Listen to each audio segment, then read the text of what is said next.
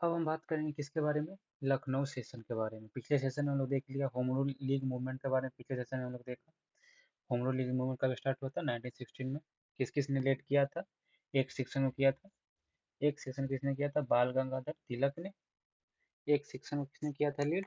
बाल गंगाधर तिलक ने। और दूसरे सेक्शन किसने किया था? एनी बेसेंट ने। दूसरे सेक्शन किसने किया था लीड? एनी बेसेंट ने। ठीक है। अब आगे हम बात करेंगे लखनऊ सेशन के बारे में। तो लखनऊ सेशन कब हुआ था? 1916 में हुआ था। ठीक है। 1916 में कहाँ पे हुआ था? कांग्रेस का लखनऊ लखनऊ में हुआ था। लखनऊ में हुआ था। ठीक है। इस समय इसका प्रेसिडेंट कौन था? जो हेड कौन कर रहा था? अंबिका चरण मजूमदार। अब लखनऊ सेशन इम्पोर्टेंट क्यों है हमारे लिए? लखनऊ सेशन इम्पोर्टेंट हमें स्पेशली इस क्यों हम डिस्कस कर रहे हैं? Why important? तो सबसे पहले इम्पोर्टेंट क्या था? जो सूरत स्प्लिट हुआ था जिसमें मॉडरेट और एक्सट्रीमिस्ट क्या हुआ था? डिवाइड हुआ था। जो बट इस सेशन में क्या हुआ? मॉडरेट और एक्सट्रीमिस्ट का मिलन हो गया। मॉडरेट एंड एक्सट्रीमिस्ट का क्या हुआ? मिलन होगा। ठीक। और उसके बाद क्या हुआ? जो जो कांग्रेस कांग्रेस जो था, कांग्रेस इंडियन नेशनल कांग्रेस और मुस्लिम लीग क्या हुए थे? साथ आ गए थे। मतलब इंडियन नेशनल कांग्रेस और मुस्लिम लीग भी क्या है? साथ है। और मॉडरेट और एक्सट्रीमिस्ट का क्या हुआ? मिलन हो गया। अब बात करते हैं कि आखिर ऐसा क्या रीजन था कि मॉडरेट और एक्सट्रीमिस्ट और INC and Muslim league INC और मुस्लिम लीग क्या हुआ? ज्वाइंट हुए, साथ आ गए। ठीक है। साथ। तो पहले हम डिस्कस करेंगे मॉडरेट और एक्सट्रीमिस्ट का क्या रीजन था, क्यों ये साथ है। तो पहला रीजन क्या था? जो ओल्ड कंट्रोवर्सी वो लोग के बीच था ना, ओल्ड कंट्रोवर्सी। जो कंट्रोवर्सी था उस समय किसको लेकर कि हम क्या करेंगे, इस मूवमेंट को, हम स्वदेशी मूवमेंट को क्या करेंगे, पैन इंडिया पे ले जाएंगे। पैन इंडिया पे वो क्या? पैन इंडिया पे वो जो कंट्रोवर्सी था छोटा मोटा प्रेसिडेंट को लेकर कि हमारा प्रेसिडेंट बनना चाहिए, इस सेशन में हमारा प्रेसिडेंट बनना चाहिए, स्वदेशी मूवमेंट को हम पैन इंडिया मूवमेंट में ले जाएंगे, हम पैसे और असिस्टेंट को सपोर्ट करेंगे। जो कुछ कुछ जो कंट्रोवर्सी जो था सूरत स्प्लिट का टाइम पे, सूरत स्प्लिट के टाइम पे, अब वो लोग क्या समझते थे कि ओल्ड कंट्रोवर्सी क्या है, अब मीनिंगलेस हो गया था। मीनिंगलेस हो गया था। ठीक है। ओल्ड कंट्रोवर्सी क्या हुआ था? मीनिंगलेस हो गया था। पहला रीजन था। ठीक है। अब उसके बाद क्या हुआ? अब डिवीजन हुआ। अब ये दोनों के बीच में डिवीजन होता है, दोनों के बीच में क्या हुआ? डिवीजन। तो ऑब्वियसली कि दोनों पार्टी को तो फील हो रहा होगा ना कि जो डिवीजन हुआ ये हमारे इंडियन मूवमेंट के लिए क्या है? सही नहीं हुआ। क्योंकि आप देख सकते हैं कि दोनों का जब डिवाइड हुआ था तो एक्सट्रीमिस्ट को क्या हुआ? एक्सट्रीमिस्ट पे गवर्नमेंट क्या किया? बहुत ज्यादा अत्याचार किया, किसी को जेल में डाल दिया, किसी ने क्या किया? संन्यास ले लिया। और मॉडर्न को क्या किया? छोटा मोटा लॉलीपॉप दे के उन लोग को क्या किया? अपीज कर लिया। अपीज कर लिया। ठीक है। लाइक मॉडले मिंटो रिफॉर्म दे दिया ये लोग को। मॉडले मिंटो रिफॉर्म 1909 में लाया था सूरत स्पीच के बाद। ठीक है। ताकि ये मूवमेंट को क्या हुआ? उसके बाद क्या हुआ? स्वदेशी मूवमेंट भी क्या हुआ था? फिजल आउट हो गया था ना उस समय। तो वही हुआ। तो उस समय उसके बाद इन लोग को भी रियलाइज हुआ कि जो जो हमारा जो मॉडरेट और एक्सट्रीमिस्ट का जो डिवीजन था ना, वो क्या था? सीधे क्या किया? पॉलिटिकल क्या होता? पॉलिटिकल वैकम क्रिएट कर दिया था। वैकम क्रिएट कर दिया था।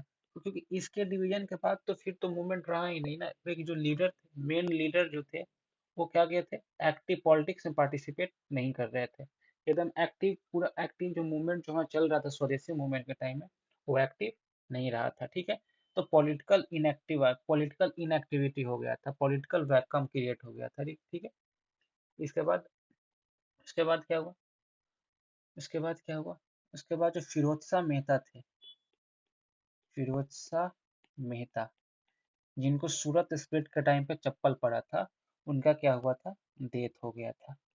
इस टाइम पीरियड में उनका क्या हुआ था? डेथ हो गया। तो वो एक मेन लीडर थे। इनके वजह से क्या हुआ था? मॉडरेट और एक्सट्रीमिस्ट का क्या हुआ था? मिलन नहीं हो रहा था। लेकिन इनके डेथ होने के बाद एक तरह से एक रास्ता ओपन हुआ जो फैसिलिट किया क्या? रीयूनियन का। किसका? रीयूनियन का। ये ठीक है। अब उसके बाद क्या था? उसके बाद क्या था? जो एनी बेसेंट थी, Annie Besant Annie Besant Annie Besant ने भी काफी मेहनत की किसके लिए, रीयूनियन के लिए, ठीक है, रीयूनियन के लिए, ठीक है, इतना क्लियर है। उसके बाद जो तिलक तिलक भी क्या हुआ था, तिलक रिलीज हो गए थे कब, 1914 के टाइम में, 1914 के टाइम तिलक रिलीज हो गया। तो तिलक ने भी क्या किया, तिलक का भी एक स्टेटमेंट आया था कि वो गवर्नमेंट को ओवरथ्रो करना नहीं चाहते हैं, गवर्नमेंट को ओवरथ्रो करना नहीं चाहते, वो बस क्या चाहते हैं, चाहते हैं कि हमारा सेल्फ गवर्नमेंट हो और जिसमें इंडियन का पार्टिसिपेशन ज़्यादा हो, इंडियन का पार्टिसिपेशन जो एडमिनिस्ट्रेशन में हो ज़्यादा हो, राइट। वो अब जो ओवरथ्रो का कंसेप्ट था उससे शिफ्ट होकर कहाँ आ गए, इसमें आ गए। जिसके कारण क्या हुआ, मॉडरेट जो थे वो मॉडरेट जो थे वो गवर्नमेंट के अपोजिट नहीं थे ज़्यादा, वो भी क्या हो गए, तिलक के इस रवैये से क्या हुए, वो लोग शायद प्रभावित हुए और वो लोग भी ने सोचा कि अब यहाँ पे रीयूनियन करते हैं। तो ये जो सारे फैक्टर थे ना, सारे फैक्टर कौन कौन सा हुआ, ओल्ड कंट्रोवर्सी क्या हुआ, ओल्ड कंट्रोवर्सी अब मीनिंगलेस हो गया था। मॉडरेट और एक्सट्रीमिस्ट का क्या, जो तो मॉडरेट और एक्सट्रीमिस्ट का क्या हुआ था, स्प्लिट होने के कारण, स्प्लिट में क्या हुआ था, पॉलिटिकल इनएक्टिविटी हो गया था, पॉलिटिकली वैक्यूम क्रिएट हो गया था, ठीक है। फिर उसके बाद क्या हुआ, फिरोज शाह मेहता का क्या हुआ था, डेथ हुआ था, ठीक है। उसके बाद क्या हुआ, एनी बेसेंट ने बहुत ज्यादा वर्क की थी री यूनियन के लिए। फिर तिलक का जो स्टेटमेंट आया, क्योंकि वो ओवरथ्रो करना नहीं चाहते हैं, वो एक सेल्फ गवर्नमेंट का डिमांड करते हैं। तो ये तो क्लियर है ना कि इंडियन मॉडरेट और एक्सट्रीमिस्ट का मिलन क्यों हुआ, 1960 में जो मॉडरेट और एक्सट्रीमिस्ट का मिलन हुआ उसका रीजन क्या था। आगे बात करते हैं, आगे बात करते हैं INC and league, league means Muslim league, इनके पीछे क्या रीजन था, ठीक है। अब इनके पीछे ये क्यों साथ है, तो फर्स्ट रीजन क्या था ना कि एक टर्की कंट्री था, उस टर्की जो था वो क्या, टर्की को क्या माना जाता था, उसको माना जाता था, वो क्या था, रिलीजियस, जो जितना जो इस्लामिक कंट्री है, इस इस्लामिक इस्लामिक हेड था, इस्लामिक कंट्री का क्या था, वो हेड था, इस्लामिक कंट्री का क्या था, हेड था, ठीक है। वो जितना जो रिलीजन था इस्लामिक का ना, उसको ये हेड मानता था, लोग मानता था, टर्की को हेड मानता था, ठीक। तो क्या हुआ कि उस समय क्या हुआ कि बाल्कन वार चल रहा था, बाल्कन वार चल रहा था, बाल्कन वार चल रहा था 1912 और 1913 के पीरियड के बीच में, ठीक है, बाल्कन वार, बाल्कन वार। तो उसमें क्या हुआ कि ब्रिटिश ने ये टर्की को क्या हुआ, बाल्कन वार में हेल्प करने से डिनाई कर दिया, कौन डिनाई कर दिया, ब्रिटेन, ब्रिटेन क्या किया, डिनाई कर दिया बाल्कन वार में हेल्प करने को टर्की से। और टर्की क्या था, सारे इस्लामिक कंट्री का क्या था, सारे इस्लाम लोग क्या करते थे, इसको हेड अपना मानते थे, रिलीजियस हेड थे, ठीक है, रिलीजियस हेड इसको एक तरह से मानते थे, ठीक है, टर्की को। तो क्या हुआ, इसके कारण वो लोग क्या हुए, ऑफेंड हो गए, क्योंकि क्योंकि वो लोग सोचने लगे कि जो ब्रिटिशर्स था वो मुस्लिम का भला नहीं चाह रहा है, मुस्लिम को क्या किया, मुस्लिम को हराना चाह रहा है, क्योंकि बाल्कन वार था, क्योंकि उस वो लोग एक्सपेक्ट किए क्या कि इस्ला टर्की को क्या करेगा, बाल्कन वार में ब्रिटेन हेल्प करेगा, लेकिन नहीं किया। फिर एक और आया था इटली, इटली में भी वार हुआ था, इटली के साथ वार हुआ था, विथ इटली, टर्की का विथ इटली के साथ वार हुआ था 1911 में। इसमें भी क्या किया, ब्रिटेन ने हेल्प नहीं किया, ठीक है, इसमें भी। तो पहला रीजन तो ए हो गया। और सेकंड रीजन क्या हुआ था कि 1905 में हम पढ़े थे, बंगाल का डिवीजन हुआ था। तो उस समय क्या हुआ, बंगाल का डिवीजन हुआ, तो 1911 में जाके जो बंगाल का जो डिवीजन हुआ था, जो पार्टीशन हुआ था, पार्टीशन को खत्म कर दिया गया था, खत्म कर दिया गया था पार्टीशन को, पार्टीशन ऑफ बंगाल, ठीक है, पार्टीशन ऑफ बंगाल को क्या हुआ था, खत्म कर दिया था। तो उससे क्या हुआ कि मुस्लिम लोग क्या हुए, मुस्लिम लोग नाराज हो गए, नाराज हो गए, ठीक है। तो मुस्लिम लोग क्या करते हैं, इसको अपोज करने लगे, इस जो अपोज किया 1911 में, जो पार्टीशन ऑफ बंगाल को एनलमेंट कर दिया गया था, इसको इंड कर दिया गया, इसे क्या करे, अपोज किए, क्या था, क्लियर है। अब आगे बात करते हैं, अगला बात क्या था कि कि क्या हुआ कि थर्ड बात करते हैं हम लोग कि जो अलीगढ़ यूनिवर्सिटी था, अलीगढ़ जो मुस्लिम यूनिवर्सिटी जो आज हम जानते हैं, उसका फाउंडेशन कब हुआ था?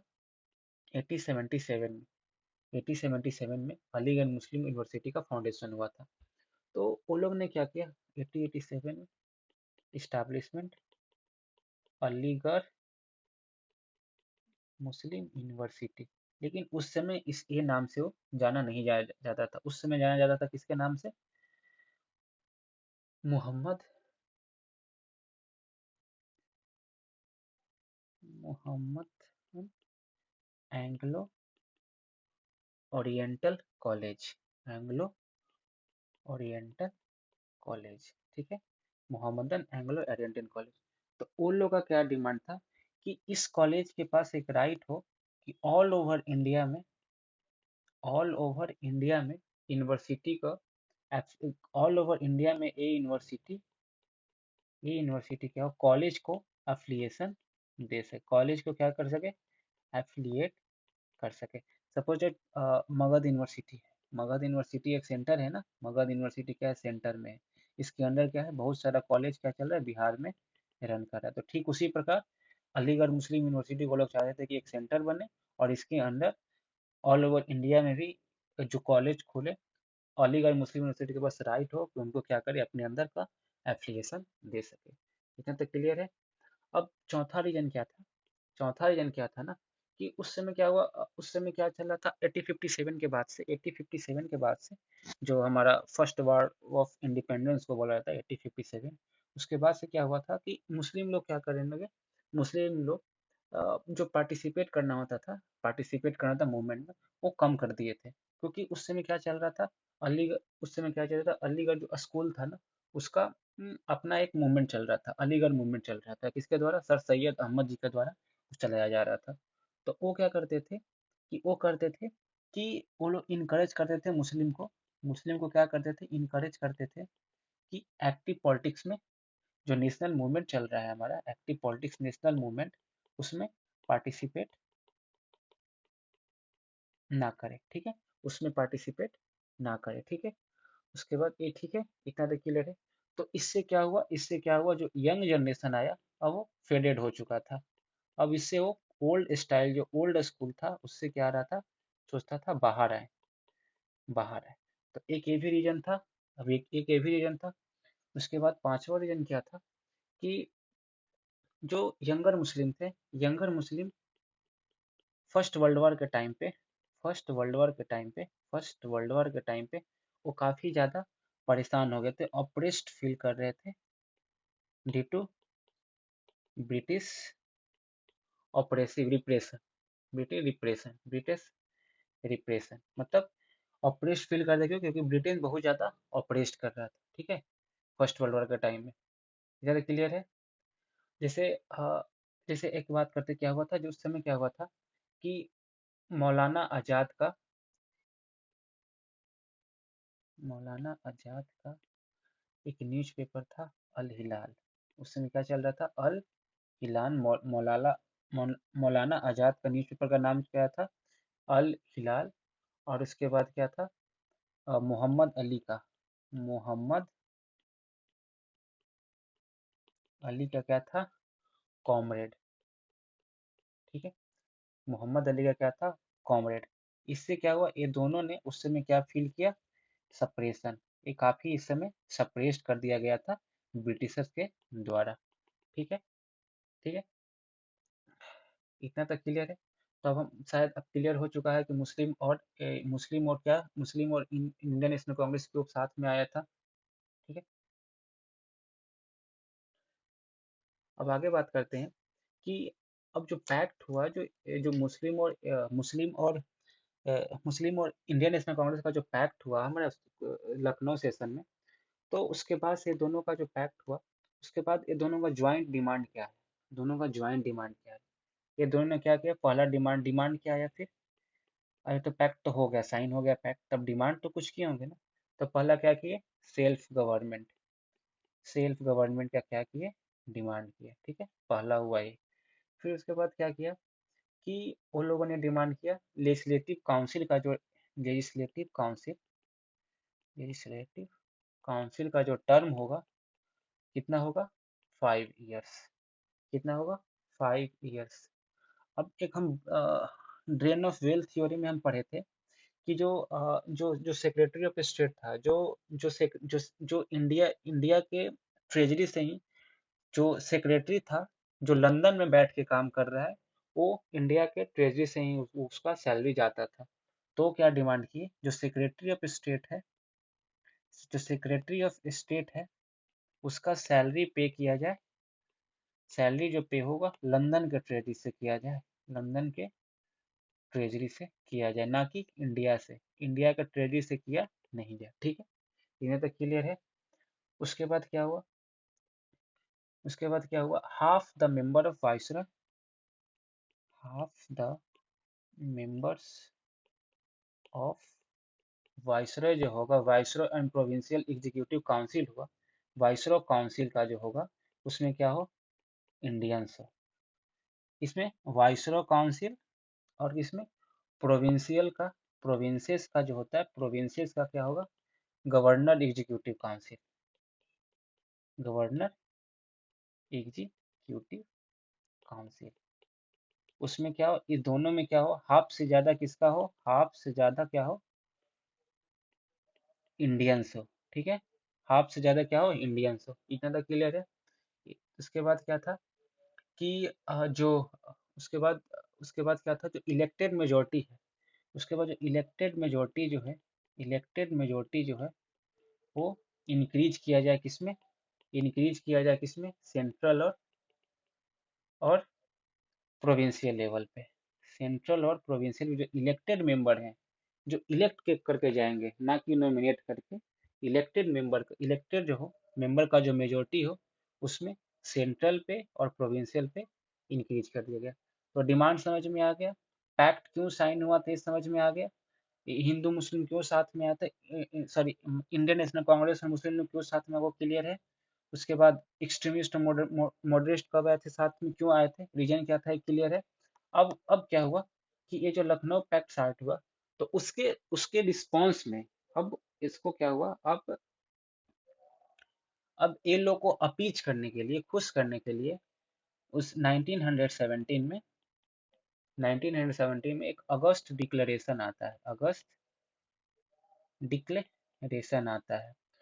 ठीक है, उसको हम मॉन्टेग्यू स्टेटमेंट ऑफ अगस्त 1917 भी बोलते हैं, मॉन्टेग्यू स्टेटमेंट ऑफ अगस्त 1917 भी बोलते हैं। अब इसमें क्या भागता है ना, इसमें क्या भागता है कि जो गवर्नमेंट का, जो ब्रिटेन का, जो ब्रिटिशर्स है, गवर्नमेंट का भी अब पॉलिसी है, क्या पॉलिसी है भाई, कि इंडियन के पार्टिसिपेशन को इंक्रीज किया जाए, पार्टिसिपेशन किसका, इंडियन का इंक्रीज हो, किसमें, एडमिनिस्ट्रेशन में। ठीक है, पहला हो गया। उसके बाद क्या हुआ, अब उसके बाद क्या चाहता है कि गवर्नमेंट भी चाहता है कि ग्रेजुअल डेवलपमेंट ऑफ क्या हो, सेल्फ गवर्निंग इंस्टीट्यूट हो, यानी कि self government self government provide करना, गवर्नमेंट का भी अब ए रिस्पॉन्सिबिलिटी है, राइट टाइम आने पे, राइट टाइम आने पे, यानी कि वो बोलता है कि राइट टाइम आएगा, तो धीरे धीरे जो राइट टाइम जब आएगा, तो ब्रिटिशर्स भी अब सेल्फ गवर्नमेंट प्रोवाइड करेगा, जो डिमांड है इंडियंस का, जो डिमांड है इंडियन नेशनल कांग्रेस और मुस्लिम लीग का, तो वो करेगा। अब क्या होगा, अब जो सेल्फ गवर्नमेंट या होम रूल का जो डिमांड होगा, अब सेडिशियस नहीं होगा, यानी कि अब ये डिमांड कर सकते हैं, इसके लिए अब किसी को जेल नहीं डाला जाएगा। ठीक है, इतना तक क्लियर है, इतना तक क्लियर है। तो बस यही डिस्कस करना था। लखनऊ सेशन हमारा हो गया, क्यों हुआ। उसके बाद अगस्त डिक्लेरेशन क्या था, अगस्त डिक्लेरेशन आ गया, कब आया था, क्लियर है। मुस्लिम लीग कब हुआ था, क्लियर है। फर्स्ट वर्ल्ड वॉर कब हुआ था, उसके बाद इंडियन का रिस्पॉन्स क्या था, आई थिंक वो सारा क्लियर है।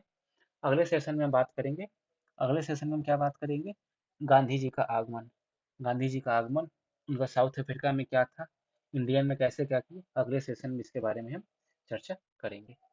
ठीक है, थैंक यू।